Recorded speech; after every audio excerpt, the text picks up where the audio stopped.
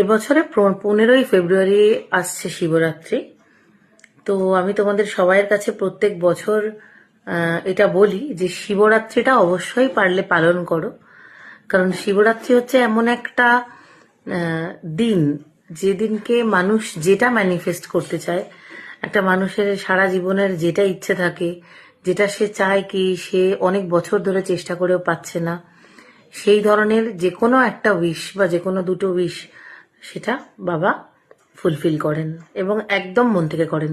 শুধু শর্ত একটাই, তুমি নিজে যেটা চাইছো নিজের মনে বিশ্বাস করতে হবে যে তুমি সেটা পাওয়ার যোগ্য, এবং দ্বিতীয়, তুমি জানবে যে তুমি যেটা চাইছো সেটা অনৈতিক কিছু চাইছো না।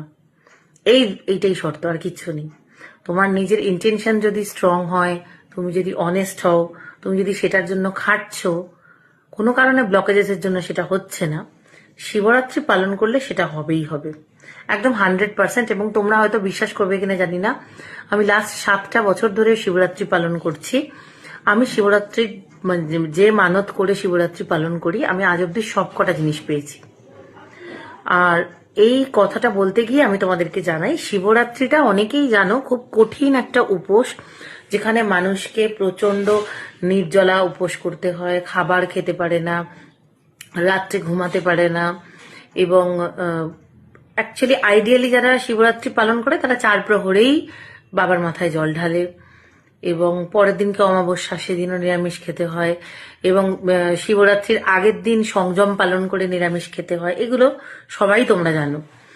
এবার আমি হচ্ছি জলজ্জান্ত উদাহরণ, যে মানুষটা এইগুলোর কোনোটাই আজ অব্দি মানিনি, এবং শিবরাত্রির প্রত্যেকটা মানে উপোস বা প্রত্যেকটা পালনের মধ্যে আমি আমার মতো করে আমার দ্বারা যতটুকুনি বাবাকে সেবা দেওয়া, ভালোবাসা দেওয়া, এবং বাবাকে মানে বাবার জন্য আমি যেটা মন থেকে ভালোবেসে করতে পেরেছি আমি সেটা করেছি।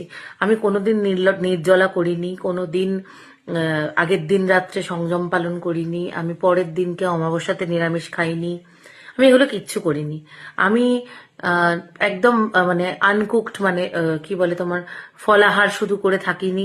আমি নিরামিষ খেয়ে প্রথম 4টে প্রহরেরই প্রথম প্রহরের জল দেওয়ার আগে আমি যতক্ষণ না প্রথম প্রহরে জল দিতে পেরেছি ততক্ষণ না খেয়ে জলটা দিই, এটাই আমি পারি, আমার পক্ষে সম্ভব হয়। তারপরের প্রহরগুলোতে আমার পক্ষে যতটুকুনি নিরামিষ খেয়ে সম্ভব হয় আমি পুজোটা করি। আমার নিজের যা ভালো লাগে আমি সেই হিসাবে করি। আমি কোনো এরকম ধরনের, কারণ আমি জানি না কোথাও এরকম বাবা নিজে কিছু বলেছিলেন কিনা যে এগুলো না করলে তোমাদের মনস্কামনা